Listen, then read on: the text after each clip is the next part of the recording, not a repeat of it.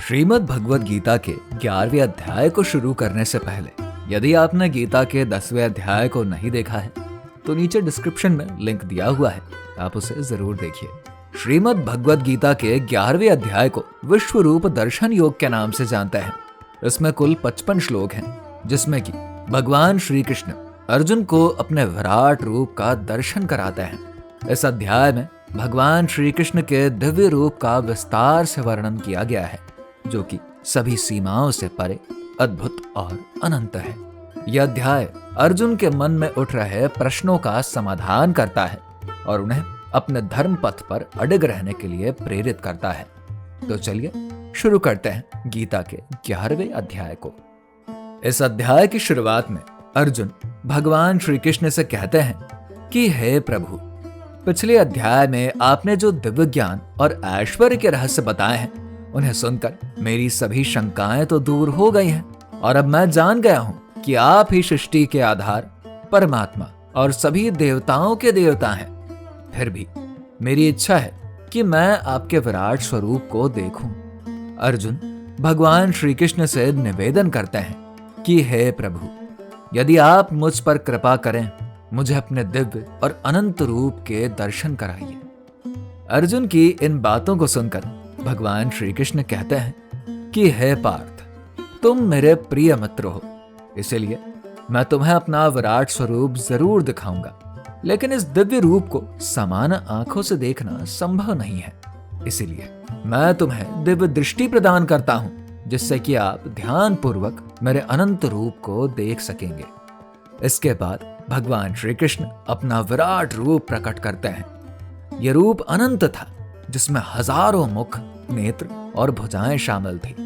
उनके शरीर पर दिव्य आभूषण थे और सूर्य की तरह तेजस्वी प्रकाश चारों ओर फैल रहा था। इस रूप में भगवान का तेज ऐसा था मानो आकाश में एक साथ हजारों सूर्योदय हो गए हों। अर्जुन ने भगवान श्री कृष्ण के विराट रूप में सभी देवताओं, ऋषियों और संपूर्ण सृष्टि को एक साथ देख लिया, जिसमें भगवान श्री कृष्ण के मुख से आग की लपटें निकल रही थी।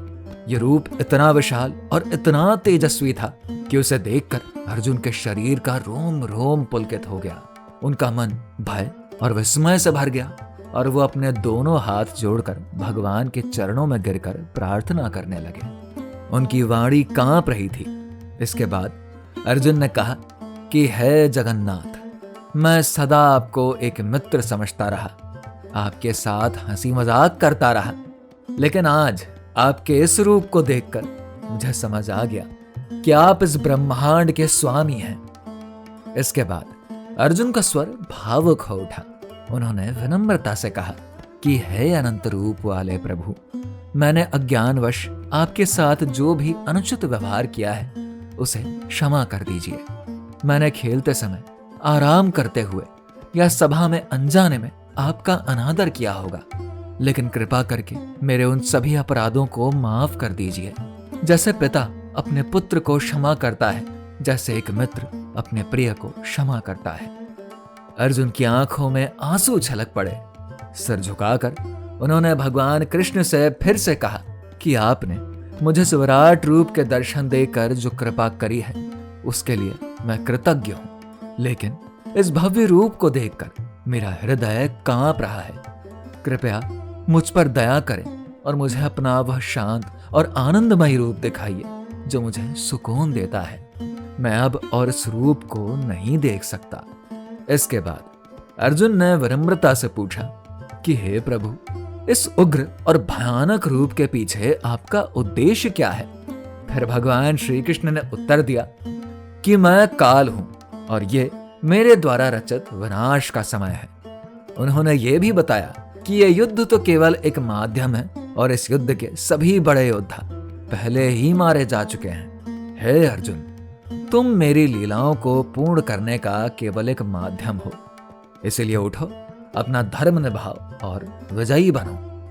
भगवान ने प्रसन्न होकर अपना विराट रूप शांत किया और अपने दिव्य चतुर्भुज स्वरूप में प्रकट हुए। इसे देखकर अर्जुन ने राहत की सांस भरी। उनके मन का भय मिट गया। उसने विनम्रता पूर्वक कहा कि अब मेरा चित्त स्थिर हो गया है। मैं आपका वास्तविक स्वरूप पहचान गया हूं। आपने मेरी आंखों से मोह का पर्दा हटा दिया। अब मैं अपना कर्तव्य निभाने के लिए तैयार हूं।